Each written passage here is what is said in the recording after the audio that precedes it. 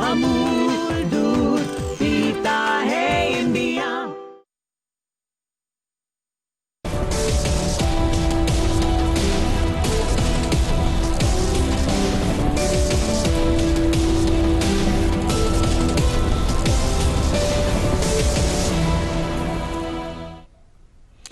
नमस्कार। आपदा और उसके समाधान पर आधारित हमारी इस श्रृंखला के नए अंक में आपका स्वागत है। आपदाओं की बात करें तो चाहे ये प्राकृतिक हो या मानव निर्मित, आपदाओं का सामना तो हमें करना है, लेकिन सच ये भी है कि तैयारी में ही है समझदारी। आज के अंक में बात नौका सुरक्षा या कहें नौका दुर्घटनाओं से मुकाबले की।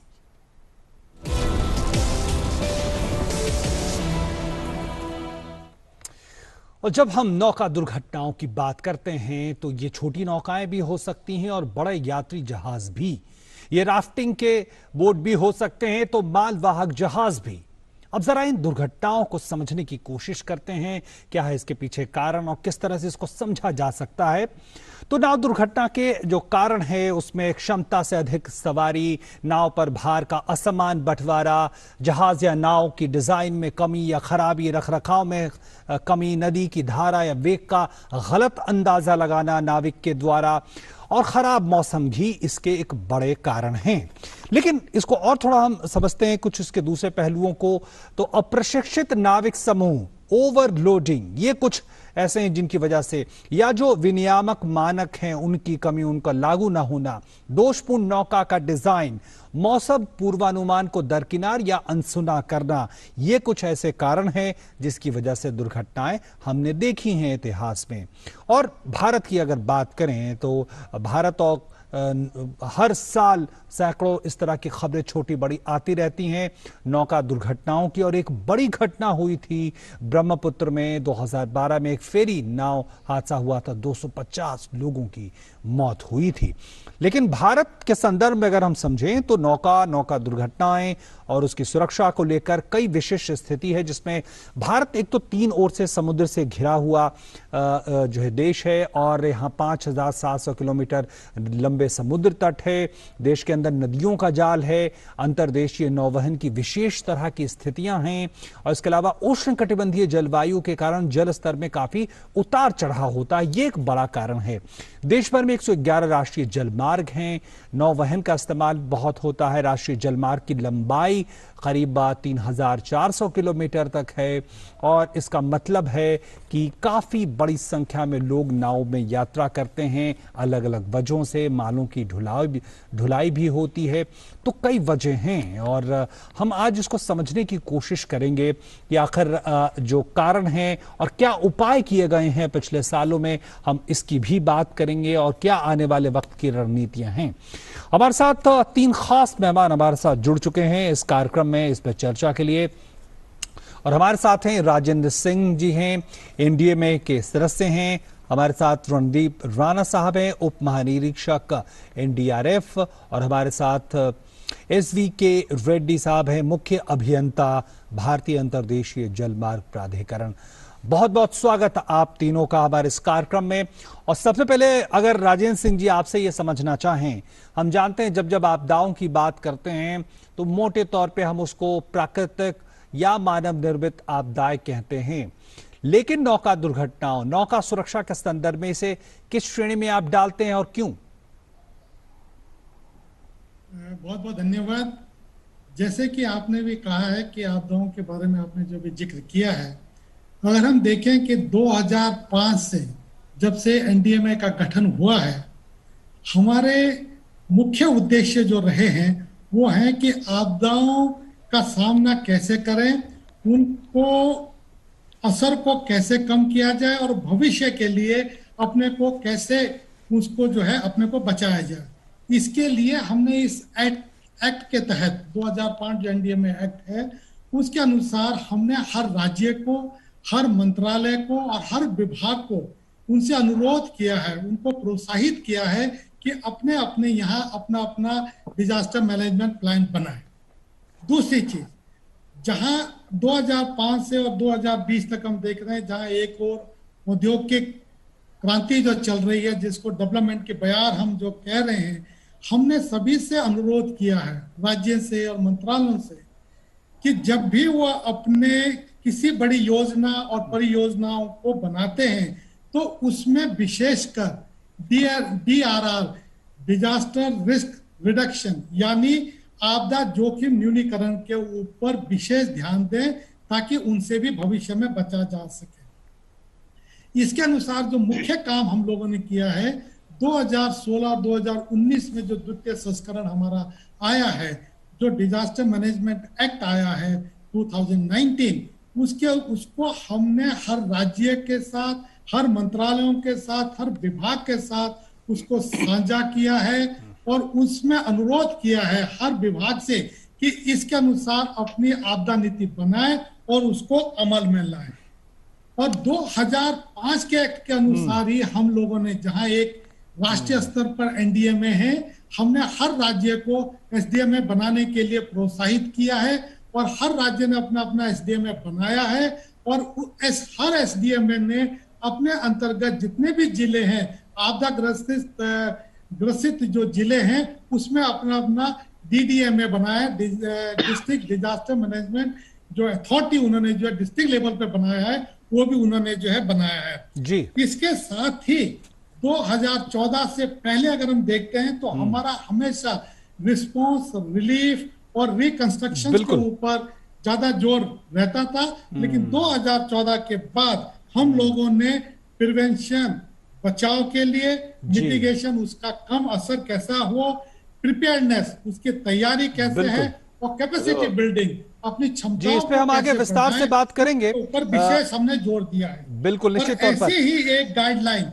राजेंद्र सिंह जी, अभी कार्यक्रम में और हम इसके पहलुओं की बात करेंगे, एक बार में सारी बात करने के बजाय उसको टुकड़ों में बात कर लेते हैं। मैं एक छोटी सी बात कहना चाह रहा हूं कि 2017 में हमने एक गाइडलाइन इशू की है बोट सेफ्टी के ऊपर। वो बोट सेफ्टी के ऊपर जो गाइडलाइन सितंबर 2017 में इशू की है, वो सिर्फ 14,500 किलोमीटर इनलैंड वाटर की नहीं है, वो 7,500 किलोमीटर जो कोस्टल एरिया है, जो हमारी कोस्ट लाइन है, उसके अनुसार हमने जो है इस गाइडलाइन को इशू किया है और उसको भी हमने हर राज्य और हर डिपार्टमेंट के साथ शेयर किया है। और जैसे आपने बताया है अभी कि ओवरलोडिंग और सेफ्टी इक्विपमेंट, मौसम की जानकारी, इन सब बातों का उसमें समावेश है और हर जिला स्तर पर जो है हमने इसको शेयर किया है। जी, बहुत विस्तार से आपने सारी बातों को रखा। और रेड्डी साहब, अगर आप हमें यह समझाएं, क्या भारत की एक विशिष्ट स्थिति है, एक तो प्रायद्वीपीय देश होने के नाते, भौगोलिक स्थिति होने के नाते, नदियों का बड़ा जाल है, और जो आंकड़े अभी बता रहे थे अभी हमें राजेंद्र सिंह जी कि 14,500 किलोमीटर नौवहन योग्य इस तरह के हमारे पास स्थितियां हैं, इस तरह के नहर, नदियां और तमाम स्थितियां हैं। तो क्या भारत की स्थिति जो है एक अलग है, विशिष्ट है, और उसकी वजह से ही हमें इस तरह की दुर्घटनाओं, समस्या पे जो है ज्यादा ध्यान रखना चाहिए और उस पे किया जा रहा है काम? 14,500 किलोमीटर के वाटरवे में हम लोग पूरा सर्वे करके कौन सी नदियां वाटरवे के नेविगेशन के सूटेबल है, वो सर्वे के हिसाब से हम लोग डिसाइड करके पार्लियामेंट में करके डिक्लेयर करते हैं तो ये पर्टिकुलर वाटरवे नेविगेशन के सूटेबल है, इसको नेशनल वाटरवे के रूप में डिक्लेयर कर दिया। ऐसी तो 2008 तक हमारा पास 5 नेशनल वाटरवे था। नेशनल वाटरवे 1 है गंगा, हुगली, भगीरथी रिवर सिस्टम है, from Sagar islands in West Bengal से इलाहाबाद यूपी तक है। देन नेशनल वाटरवे 2, ये river Brahmaputra in the north eastern region है, इसका स्ट्रेच है बांग्लादेश बॉर्डर नियर धुबरी से लगभग Dibrugarh in the upper reaches of Assam तक 90 किलोमीटर है। Then national waterway 3 in southern part of India में केरला में is about 205 kilometre in the west coast canal route में। ये कोच्चि बोल के एक जगह है इन द नॉर्थन केरला से उधर से Kottapuram and then up to Kollam तक इन द सदर्न में, इंक्लूडिंग उद्योगमंडल चंपकदा कैनाल में।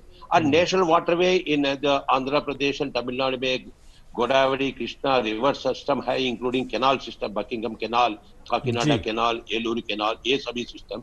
Then national waterway 5 in the state of Odisha इन रूप में ईस्ट कोस्ट कैनाल रूप में। ये 5 वाटरवे 2008 तक डिक्लेयर किया गया है।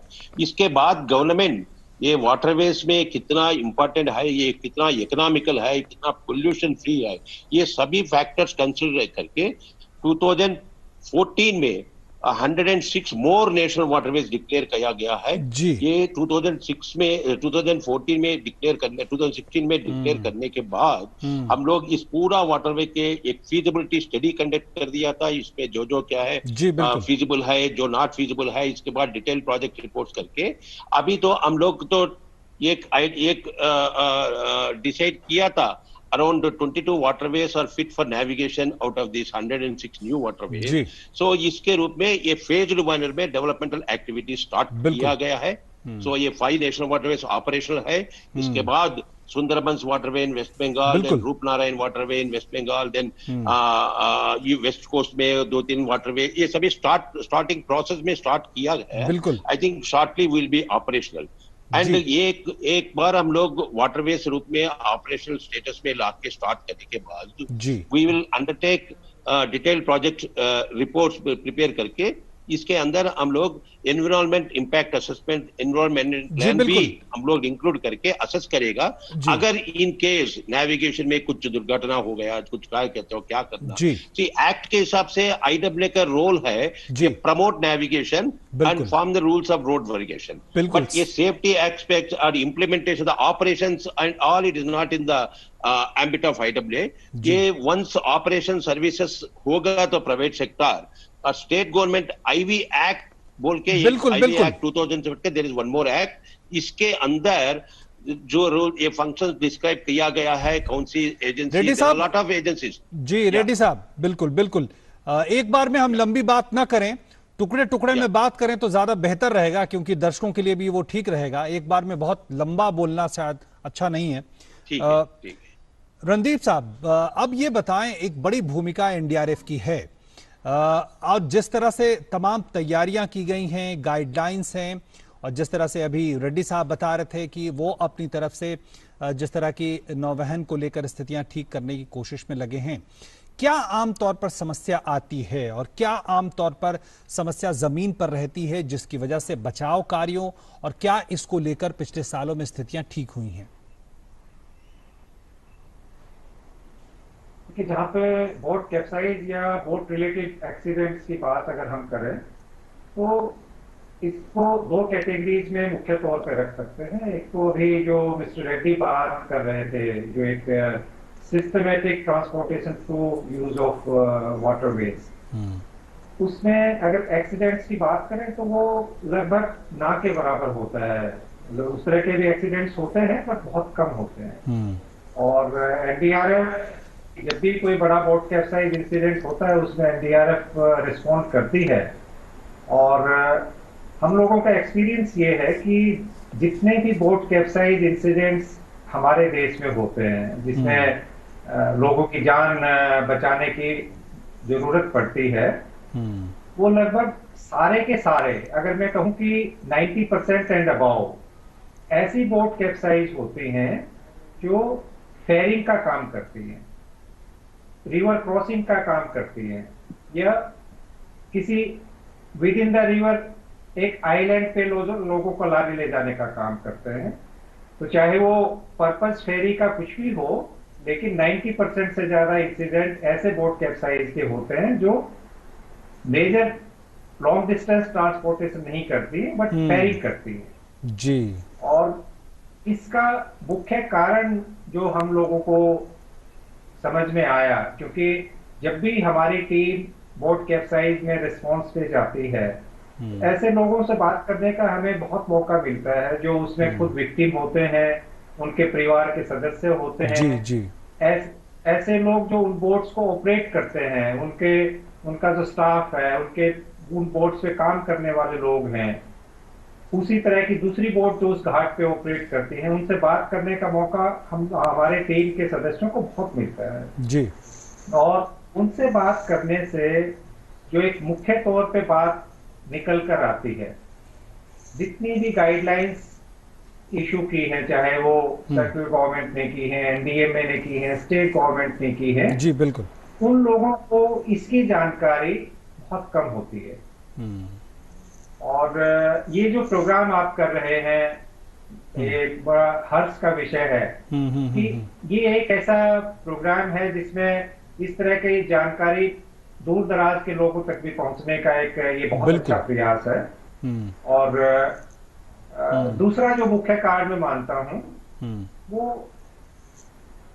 जो रीइंफोर्समेंट एजेंसीज हैं, जो बोट सेफ्टी गाइडलाइंस को चेक करने की जिनकी जिम्मेवारी है, मुख्य तौर पे वो अपना काम सीमित रखते हैं बड़ी बोट्स तक जो लॉन्ग डिस्टेंस ट्रांसपोर्टेशन में लगी हुई हैं, या जो ऐसी बोट्स हैं जहां पे ज्यादा पैसेंजर्स का एक आना जाना रहता है एक इंस्टीट्यूशनलाइज्ड मैनर में। ठीक है बिल्कुल। लेकिन ये जो छोटी बोट जो कैप्साइज होती है, जो फेरिंग के काम में लगी हुई है जी, आमतौर पे चेकिंग एजेंसीज का ध्यान इनकी तरफ नहीं जा पाता है। ठीक है, बहुत महत्वपूर्ण बात कह रहे हैं आप राजेंद्र सिंह जी। और राजेंद्र सिंह जी, आपसे ये जानना चाहूंगा कि जो एक बात सामने आ रही है, 2017 में भी विस्तार से आप लोगों ने नौका सुरक्षा, नौवहन सुरक्षा को लेकर गाइडलाइंस जारी की, जिसका जिक्र आपने किया, तमाम तरह की बातें हैं। मैं भारत की एक विशिष्ट स्थिति की बात कर रहा था। उसमें हम जानते हैं बहुत सारी नदियां ऐसी हैं जो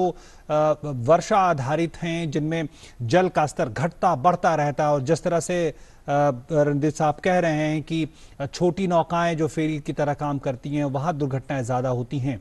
तो क्या आपको लगता है कि ये जो बारिश में जल स्तर घटना बढ़ना है, क्या ये एक महत्वपूर्ण कारण के तौर पर निकल पर आ पा रहा है? और इसको लेकर जो अर्ली वार्निंग सिस्टम या ये किस तरह से पूरी पद्धति काम करती है? देखिए, इसमें सब चीजों का समावेश होता है। अगर हम देखें तो बाढ़ के ऊपर भी हमने गाइडलाइन इशू की है, अर्बन बाढ़ के ऊपर भी की है, नदियों के बाढ़ के ऊपर भी गाइडलाइन है, बोट सेफ्टी के ऊपर भी गाइडलाइन है। लेकिन ये सब के सब स्टेट के सब्जेक्ट होते हैं। स्टेट जो है, जैसे इनलैंड वाटरवेज को भी बनाया गया है, वहाँ एक अथॉरिटी है, हर एक ने अपनी गाइडलाइन बनाई है। और डिस्ट्रिक्ट मजिस्ट्रेट के पास जब ये होता है, हर डिस्ट्रिक्ट में जिस घाट से ये बोटें चलती हैं, और जो बोट ओनर होते हैं उनके ऊपर रिस्पॉन्सिबिलिटी होती है, जिम्मेवारी होती है कि वो दोनों मिलकर के साथ साथ इन सब गाइडलाइन को फॉलो करें और अपनी नौकायान को चालू रखें। तो क्या इन्फोर्समेंट एजेंसी, यानी जिन एजेंसियों को इसको लागू कराना है, जैसे कि आपने गाइडलाइन बनाई, लेकिन उसकी जानकारी हर एक को हो, हर नाविक, नाव चलाने वाले हो, इसके लिए कौन कौन से व्यक्ति या कहें एजेंसियां जिम्मेवार हैं और किस तरह से इंप्लीमेंटेशन इसका हो पा रहा है? देखिए, इस साल 4 घटनाएं हुई हैं और हमने करीब 15 लोगों को खोया है। एक जान का खोना भी हमारे लिए एक बहुत गहन का विषय बन जाता है। क्यों हुई है ये घटनाएं? इसके लिए क्या गाइडलाइन फॉलो नहीं हुई है? क्या लगेज उसमें एक्सेस भरा गया है? क्या जीए जो अरेंजमेंट है, जो जनरल जो बोट पे सामान रखा जाता है, क्या उसको ढंग से नहीं रखा गया है? या क्रू और जो उसके मेंबर्स हैं उनकी क्वालिफिकेशन किसी ने चेक की है कि नहीं की है? Registration of boat and enforcement of safety equipment on boat ship, they play a major role. उन दोनों का समावेश होना बहुत जरूरी है। अगर बोट रजिस्ट्रेशन के लिए जब डिस्ट्रिक्ट एडमिनिस्ट्रेशन के पास आती है, उसको उस समय इंश्योर करना चाहिए, सुनिश्चित करना चाहिए कि बोट के ऊपर सेफ्टी और लाइफ सेविंग इक्विपमेंट है कि नहीं है। बिना लाइफ सेविंग इक्विपमेंट के बोट को रजिस्टर्ड नहीं करना चाहिए। ये जो कोस्टल एरिया हमारा है, 7,500 किलोमीटर का एरिया, उसमें एमएमडी नाम का एक डिपार्टमेंट है जो ये सुनिश्चित करता है कि बोट को रजिस्ट्रेशन तभी होगा जब वो सारे पैरामीटर्स पे खरा उतरता है जी। अब इन नदियों में आज 5 वाटरवेज हैं, कल 22 हो गए और करीब करीब 111 वाटरवेज ये बनने जा रहे हैं। इसके साथ ही इसमें जो डूज और डोंट्स हैं, वो हम लोग हर घाट पे जो उनका ऑफिस होता है उसमें लगा के रखें कि क्या क्या हमारा जो है इसमें उद्देश्य, क्या क्या चीजें हमें फॉलो करनी है। जो मेन है वो है हमारा, अगर पर्यटन विभाग, शिक्षा विभाग और सूचना प्रसारण मंत्रालय अगर आसपास के लोगों को जागृत कर सके, उनमें ये जो है सूचनाएं भेज सके कि कैसे बोट में चढ़ना है, कैसे अपने जिम्मेवारी का, आपको अपनी खुद जिम्मेवारी को खुद समझना है और अगर किसी बोट में ये लिखा हुआ है कि इसमें 40 आदमी जाएंगे तो उसमें 42 और 43 आदमी नहीं होने चाहिए। ये सुनिश्चित करने की भी जरूरत है। साथ ही जो सबसे महत्वपूर्ण बात है, देखिए किसी ने कहा है ना कि boat safety, best safety equipment is a boat safety only. बिल्कुल बेस्ट सेफ्टी, अगर बोट जो है अपने तरफ से जैसे उसकी बनावट है, उसकी पूरी देख रेख है, वो ठीक है कि नहीं है, ये बहुत जरूरी बात है।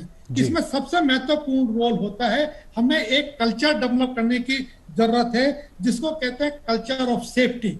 सुरक्षा का एक ऐसा नियम होना चाहिए जो सबको फॉलो करना चाहिए। कल्चर ऑफ फॉलोइंग रूल्स और कल्चर ऑफ रिपेयर। इन बोटों की रिपेयर टाइम टाइम पे हो रही है कि नहीं। देखिए सोनी कंपनी जो जापान की है, उसके एकियो मोरिटा उसके चेयरमैन हुआ करते थे और वो बहुत अच्छी उन्होंने बात की है। उन्होंने कहा है कि बहुत अच्छा है जब हम किसी मशीनरी में कोई फॉल्ट निकालते हैं, लेकिन उससे अच्छी बात यह है कि उस फॉल्ट को या तो हम रिपेयर करते हैं या उस मशीनरी के जो पार्ट को हम रिप्लेस करते हैं। क्या इन बोट की जो ये बोट चलती है, वाटरवेज पे चल रही है, इनकी रिपेयर समय पे हो रही है कि नहीं हो रही है? उनका अंडर वाटर चेक हो रहा है कि नहीं हो रहा है? उनके लाइफ सेविंग इक्विपमेंट जो ऑन बोर्ड है उनका प्रॉपर सर्वे हो रहा है कि नहीं हो रहा है?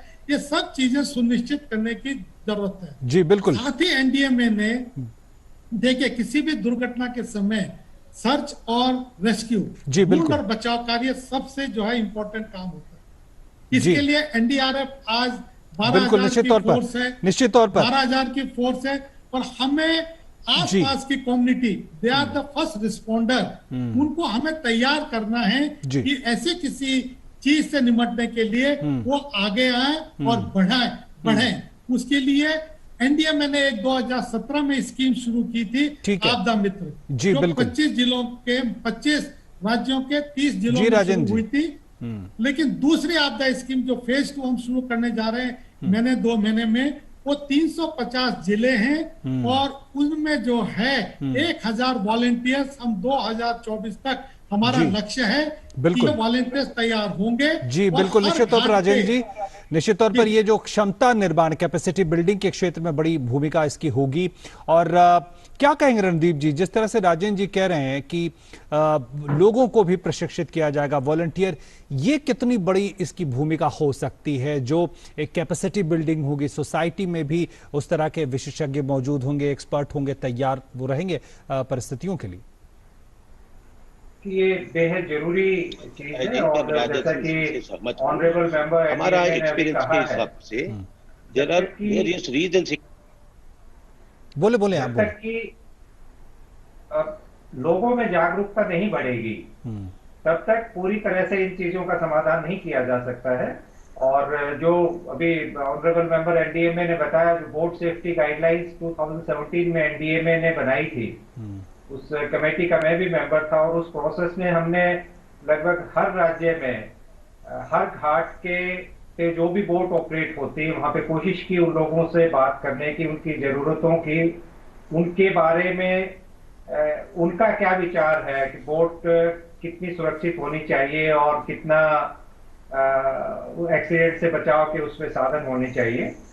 तो एक मुख्य बात जो निकल के उनसे बात करने में आई, उनको सबका ही ये कहना था कि बोट अगर एक्सीडेंट होता है, बोट कैप्साइज होती है अगर है, तो सबसे ज्यादा खतरा हम लोगों को है और जिन पैसेंजर्स को हम लेके जाते हैं वो हमारे ही आसपास के रहने वाले लोग हैं, उनकी जान को जोखिम में डाल के हम लोग ये काम करते हैं। जागरूकता बेहद जरूरी है लोकल लेवल पे, चाहे वो बोट ऑपरेट करने वाले लोग हैं या बोट में जर्नी करने वाले लोग हैं। कम्युनिटी अवेयरनेस अगर साथ साथ इसके चलेगा तो ये अपने आप में काफी बड़ा योगदान इसका। जी बिल्कुल बिल्कुल। रेड्डी साहब, ये बताएं हमें, क्या आपको लगता है कि इस पूरे मामले को लेकर और ज्यादा रिसर्च डेवलपमेंट की जरूरत है, नए सिरे से चीजों को समझने की जरूरत है? वो इसलिए क्योंकि हम देख रहे हैं कि नदियों में भी, समुद्र में भी जलवायु परिवर्तन की परिस्थितियां हैं, जिस तरह से मौसम भी एक जिस तरह से कई बार अतिवादी रूप अख्तियार करता है। आपको लगता है कि जो परिस्थितियां बदली हैं उनके मुताबिक Yes. भी चीजों की तैयारी होनी चाहिए? यस, जरूर तैयारी होनी चाहिए। हमारा एक्सपीरियंस क्या, हमको जो एक्सपीरियंस है, जो warning system, weather bulletins, whatever अभी तो वेदर डिपार्टमेंट रिलीज करता है, ये वेदर बुलेटिन का सीक्वेंस और फ्रीक्वेंसी ऐसी होना चाहता है। ये तो वेदर से नॉर्मली वेदर वॉयज प्लान सभी जो भी डिसाइड करता है, वो इतना लंबा एडवांस में प्लान करके नहीं होते। वो तो ये छोटा वेदर जस्ट 1 घंटा, 2 घंटा, 3 घंटा व्यवधि में प्लान करता है। अब थोड़ा बड़ा वेसल तो 110, 200 टन वाला, और ज्यादा लद्दाख है तो इसमें 1 दिन 2 दिन के अवधि में तो प्लान करता है। इसके हिसाब से ये वेदर बुलेटिन जो है ना, ये बुलेटिन का फ्रीक्वेंसी ऐसी रखना है, तो ये तो कम से कम पीरियड में ये छोटा नेविगेटर्स को पहुंचना है। ये एक इंश्योरेंस है, ये तो वेरी इंपॉर्टेंट है। देन दूसरा चीज है, जो वेदर बुलेटिन का वेदर इंफॉर्मेशन देता है वो अप्लीकेबल कितना रेंज के है। सपोज एक छोटा नेविगेटर है, वो 100 किलोमीटर नेविगेशन प्लान कर रहा है, वो तो ये लास्ट लेकर 30-40 किलोमीटर पहुंच गए सर एक दिन के बाद। आज ये वेदर बुलेटिन कैसे कल का जो फोरकास्ट करे तो उनको फायदा नहीं है। इनको चाहिए जो कम से कम पीरियड में, और जो नजदीक एरिया इसका कंसर्न एरिया का वेदर रिपोर्ट है ना, वो फैसिलिटी अभी हमको लग रहा है इतना ठीक काम नहीं कर रहा है। अगर करेगा तो भी हमारा नेविगेटर्स को वो कैप्चर करने, वो डाटा कैप्चर करने के लिए तो सुविधा कम है। बिल्कुल बिल्कुल बिल्कुल। दूसरा चीज है जी, आप अभी दूसरा चीज है जी, अभी तो ठीक है, हर नेविगेटर को थोड़ा एक्सपीरियंस, हमारे पास समय सीमित है, थोड़ा संक्षेप में। या इसको तो ये सिमुलेशन ट्रेनिंग जरूरत है। देयर आर सिमुलेशन ट्रेनिंग्स, ये तो एक्चुअल फील्ड कंडीशन को क्रिएट करके लोग को कॉन्फिडेंस दिलाता है इस कंडीशन में कैसा मैनेज करना है। कभी कभी साइक्लोन हो जाएगा, कैसा कैसा करना, ये सिमुलेशन ट्रेनिंग एक वेरी इंपॉर्टेंट चीज है। ये दोनों सोच के इनलैंड वाटरवेज अथॉरिटी क्या कहते हैं, एक रिवर इंफॉर्मेशन सर्विस बोल के एक एडवांस टेक्नोलॉजी अभी इंट्रोड्यूस किया है। हमारा समय खत्म हो रहा है, अब फर्क का स्टेज में है। बिल्कुल रेड्डी साहब, ये पूरा इंफॉर्मेशन कैप्चर करके डिसिमिनेट करता है। हमारा ये रिक्वेस्ट है, ये लेजिस्लेशन अथॉरिटीज ये रिवर इंफॉर्मेशन सर्विस का प्लेटफॉर्म को जोड़ा होगा एडमिनिस्ट्रेशन, फायर डिपार्टमेंट जी, निश्चित तौर पर। रेड्डी साहब, अब समय हमारा बिल्कुल खत्म हो रहा है, इसलिए आपको रोकना पड़ रहा है, हमें माफ करेंगे। राजेंद्र जी, एक आखिरी में कमेंट आपसे चाहूंगा। निश्चित तौर पर सारी गाइडलाइंस हैं, लगातार कोशिशें हैं एसडीआरएफ और एनडीएमए एसडीएमए की। अब क्या आपको लगता है कि और क्या जरूरत है, क्योंकि दिशा निर्देश हैं, तमाम तरह की चीजें हैं, अगर भविष्य की तरफ नजर डालें तो क्या आपको लगता है और क्या करने की जरूरत है? क्योंकि जिस तरह से अभी रेड्डी साहब भी बता रहे थे और मैंने सवाल भी किया था कि एक्सट्रीम वेदर कंडीशंस ज्यादा बढ़ने लगी। देखिए, वेदर कंडीशंस की जहां तक बात है, आईएमडी 4 घंटे में नवकास्ट जो है वो इशू करते हैं, जो 4 घंटे तक हमारे पास आती है। उसके बाद 7 दिन 5 दिन का मौसम का ज्ञान हमारे हर एक के पास होता है। हर जिले में करीब आईएमडी का ऑफिशियल नियुक्त है, जो मौसम की जानकारी उस जिले के अनुसार वो सबसे शेयर करता है।